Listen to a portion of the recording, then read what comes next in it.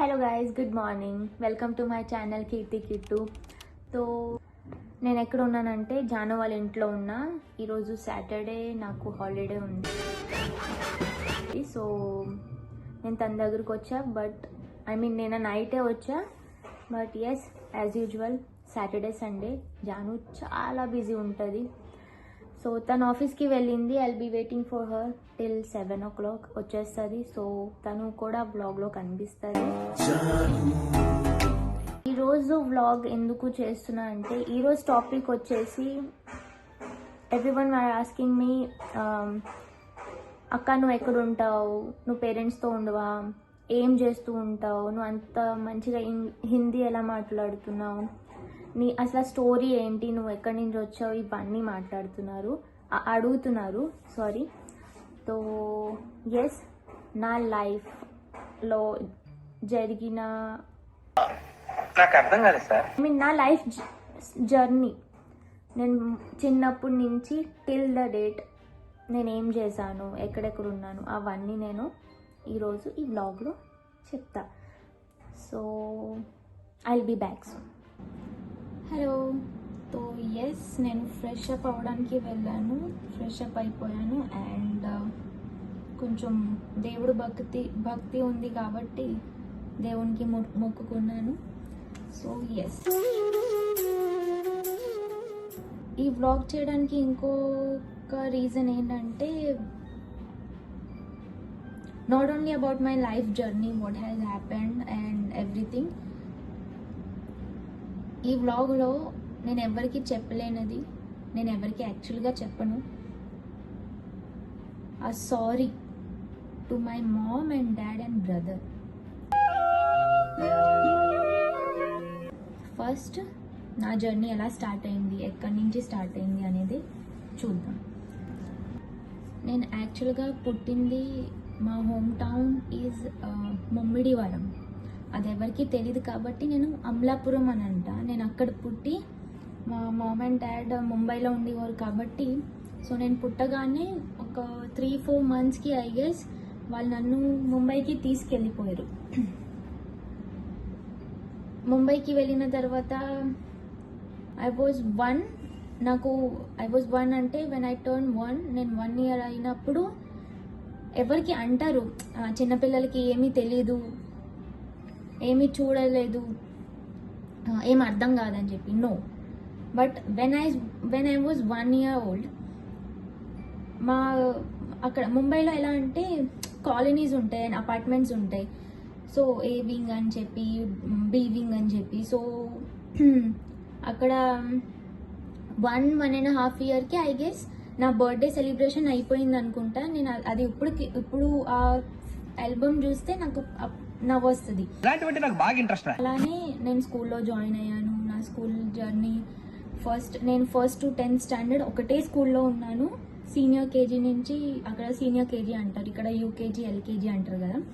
So అక్కడ senior KG, junior KG అలా అంటారు. సో నేను సీనియర్ కేజీ నుంచి 10th standard వరకు ఒక స్కూల్లో చదివాను, ఎంజిఎం హై స్కూల్ అని చెప్పి. సో ఎంజిఎంలో నేను చదివినప్పుడు 4th, 5th standardకి వచ్చేసిన తర్వాత మనకు ఒక ఊహ అనేది తెలుస్తుంది. ఇప్పుడు ఇలా చేయాలి, మన టీచర్స్ మనల్ని ఎందుకు కొడతారు, బాగా చదువుకోవాలని కొడతారు. నేను కూడా పిచ్చి కొట్టేవారు మా లెక్చరర్స్ వచ్చేసి, టీచర్స్ వచ్చేసి, చదవట్లేదు. ఎస్, బట్ వన్స్ నేను చదివానంటే అది నా రిజల్ట్స్ కనిపించాయి. బట్ అప్పుడు కూడా చదవలో 0నే, ఇంట్రెస్ట్ ఉండేది కాదు. నేనే బెటర్ రా, కాస్త వెనక ముందు ఆలోచిస్తున్నాను. సో నా బెస్ట్ ఫ్రెండ్ రాజు అనేది,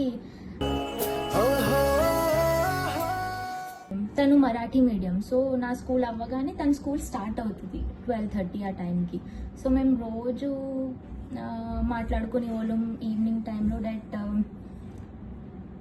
పని చేద్దాం, ఈ చదవంతా ఏంది, మనం ఒక కోర్స్ చేద్దాము, నేను పైలట్ అవుతా అని. అది నేను ఎయిర్ హోస్టెస్ అవుతానని. నేను ఎయిర్ హోస్టెస్ ఎందుకు అవ్వాలి అని అంటే, రాజు ఎక్కడుంటే నేను అక్కడ, నేను ఎక్కడుంటే రాజు అక్కడ. సో తను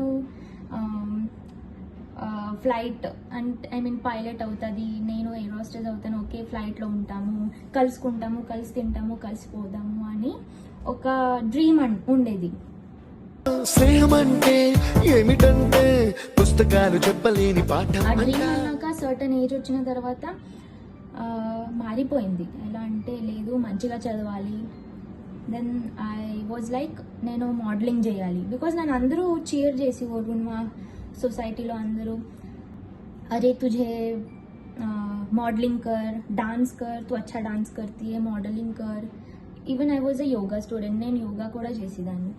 తో మస్తు షేడ్స్ ఉన్నారా నీలో? స్కూల్లోనే మాకు నేర్పించేవారు. తో నీ బాడీకి ఫ్లెక్సిబిలిటీ ఉంది, నువ్వు డాన్స్ మంచిగా చేయి, డాన్సర్ అవుతావు, టీవీలో మేము అందరం చూస్తాము. సో అవన్నీ నాకు ఎలా అంటే ఎయిర్ హోస్టెస్ నుంచి డాన్సర్, మోడలింగ్, యాక్టర్ అని స్టార్ట్ అయింది అప్పటి నుంచి. ఆ జర్నీలో ఏమైందంటే కొన్ని సిచ్యువేషన్స్ వల్ల, సిచ్యువేషన్స్ అనగానే ఇప్పుడు మా హోల్ ఫ్యామిలీ, మా ఎంటైర్ ఫ్యామిలీ, మా రిలేటివ్స్ అనేది ముమ్మిడివరంలో ఉంటారు. ముమ్మిడివరం తెలియకపోతే అమలాపురం అని చెప్తాము, అమలాపురంలో ఉంటారు. తో మా అత్తయ్య, మా మామయ్య వాళ్ళ పేరెంట్స్ కానీ ఎవ్రీవన్. సో నేను మా ఫ్యామిలీ ఓన్లీ మా మమ్మీ, డాడీ, నేను, మా తమ్ముడు ఓన్లీ మేము ముంబైలో ఉండేవాళ్ళం. సో అందరికీ దూరంగా ఉంటున్నామని చెప్పి వాళ్ళేమనేవారు, ఎన్నాళ్ళు ఉంటావు ఏంది అని చెప్పి మా డాడీకి చెప్తే వాళ్ళు మేమందరం ఇక్కడికి వచ్చేసాం. ఆ వచ్చినప్పుడు నేను నా చిన్నప్పుడు ఫ్రెండ్ రాజు ఎంత ఏడ్చామంటే, ఆఫ్కోర్స్ కలిసి తినివ్వడం. అది ఎలా అంటే అది చదువుకోవడానికి నా ఇంటికి వచ్చేది, కానీ మా మమ్మీ నాకు ఫుడ్ పెడితే మేమిద్దరం తినివ్వడం ఆ ఫుడ్. మళ్ళీ నేను వాళ్ళ ఇంటికి వెళ్ళి మళ్ళీ మహారాష్ట్రన్ ఫుడ్ తినివ్వడం, అలా అనమాట. సో మా ఇంట్లో సౌత్ ఇండియన్ ఫుడ్ మేము తినివ్వడం, వాళ్ళ ఇంటికి వెళ్ళిన తర్వాత మహారాష్ట్రన్ ఫుడ్ కూడా తినివ్వడం.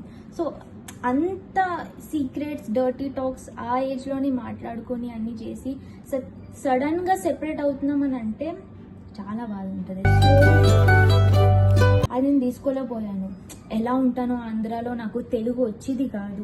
ఇప్పటికీ కూడా నాకు తెలుగు రాయడం, చదవడం అస్సలు రాదు. అది ఇప్పటికీ కూడా అక్షరాలు ఏమో పైకి వెళ్తున్నాయి, కిందకు వస్తున్నాయి అని అనిపిస్తాయి. So forget about that.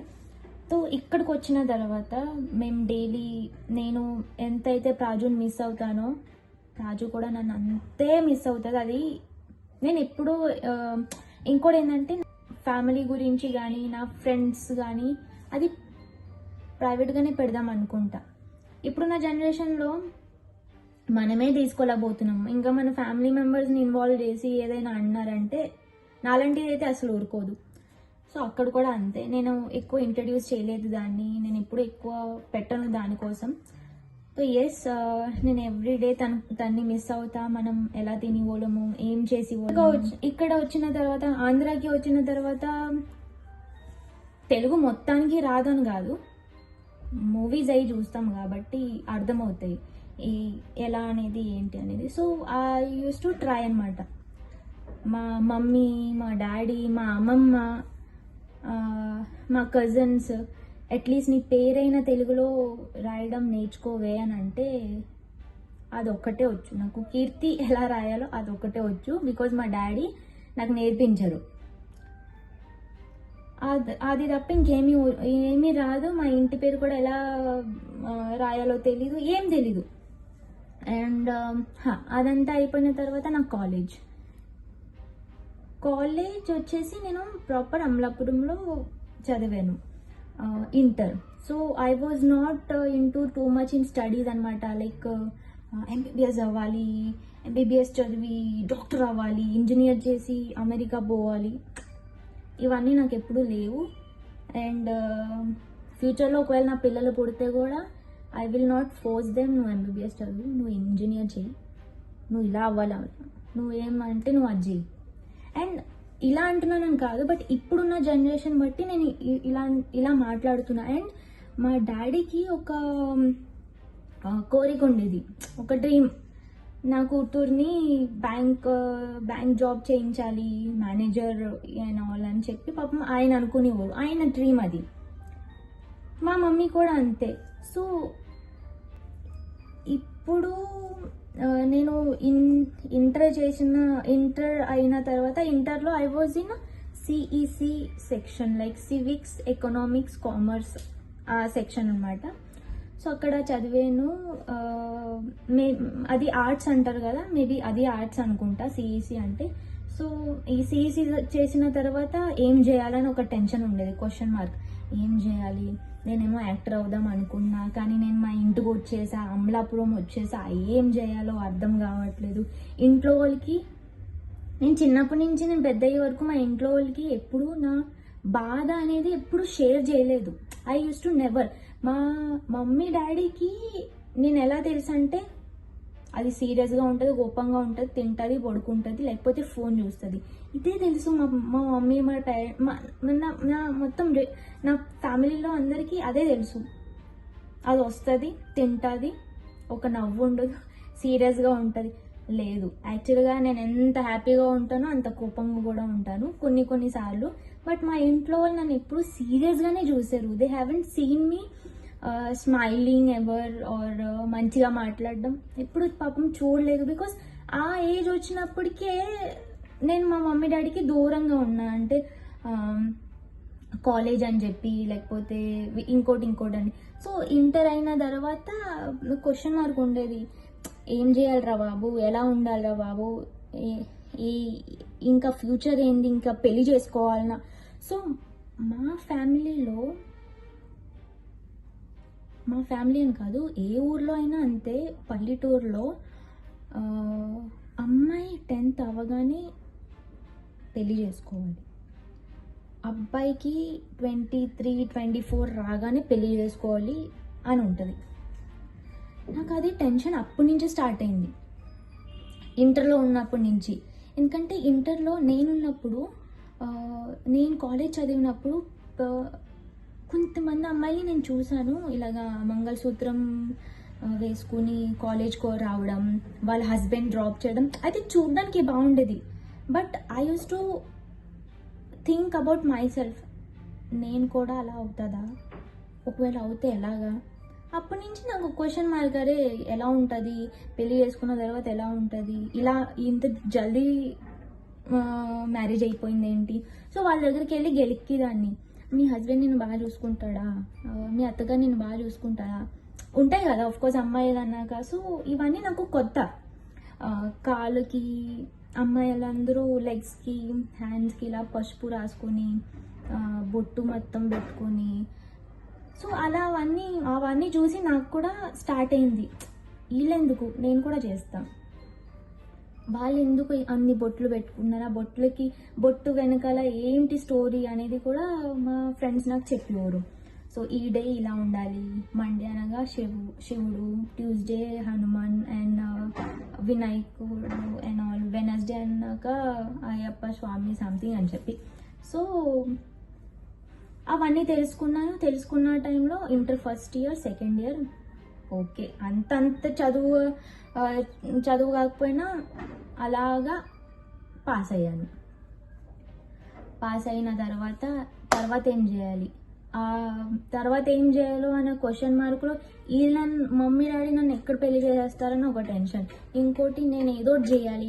Because చిన్నప్పటి నుంచి నా కల్చరే వేరు. ముంబైలో ఉండి మా ఫ్రెండ్స్ అందరూ ఫ్యాషన్ డిజైనింగ్ చేసి, ఎక్కడెక్కడో యాక్టర్స్కి దగ్గరలో అసిస్టెంట్ కింద చేసి వాళ్ళు ఉన్నారు. ఇప్పుడు నాకు తెలిసిన నా ఫ్రెండ్స్, అక్కడున్న ఫ్రెండ్స్ కొంతమంది బైక్ రైడర్స్ అని చెప్పి, కొంతమంది అమ్మాయిలు మంచిగా ఎవరైతే XYZ యాక్టర్ ఉంటారో వాళ్ళ ఇంటి దగ్గర ఉండి vlogs and mean news reporter journalist అయ్యి ఇలా ఉన్నారు. సో నేను ఎందుకు అలాగా ఇక్కడికి వచ్చానని నేను మా డాడీ, మా మమ్మీని ఎప్పుడు అనేదాన్ని, మీ వల్ల నేను ఇక్కడికి వచ్చా, మీ వల్లే నేను ఏం చేయలేకపోతున్నా అని చెప్పి. దానికి sorry first of all mummy daddy.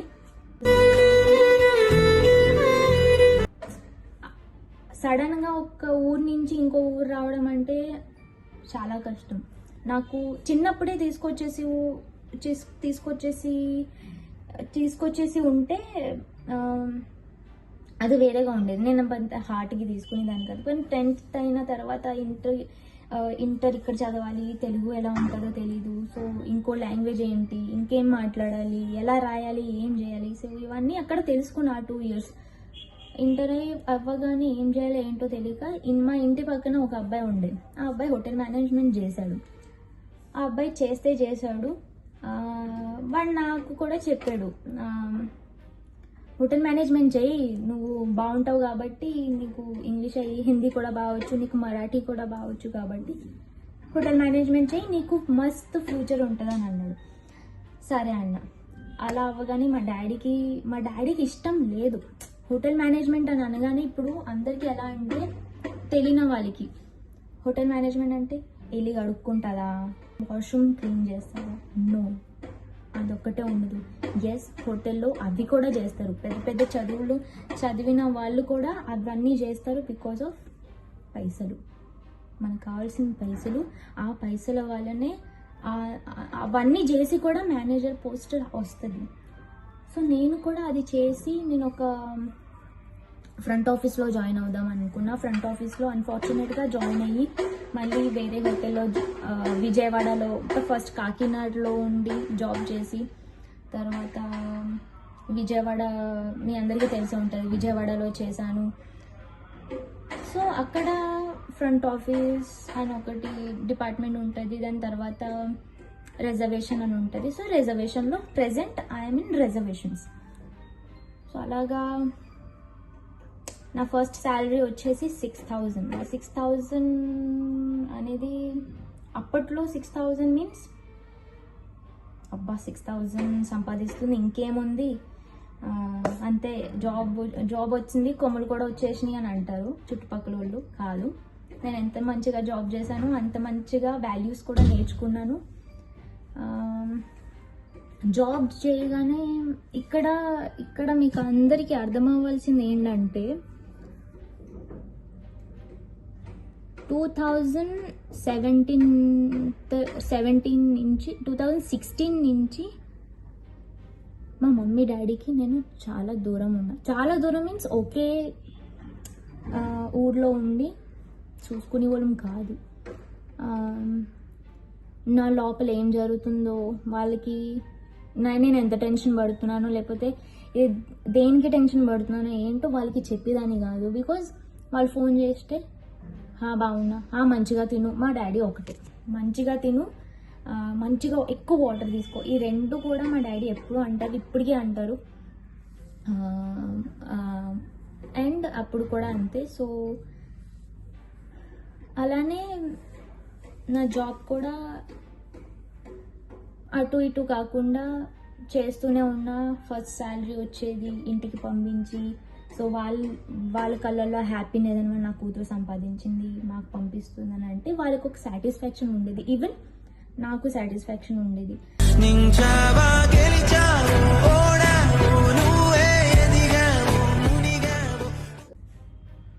ఆ జర్నీలో కొన్ని XYZ ఇన్సిడెంట్స్ జరిగిపోయినాయి. అది కూడా ఎవరికి చెప్పాలి తెలీదు, ఏం చేయాలి తెలీదు. Mummy daddy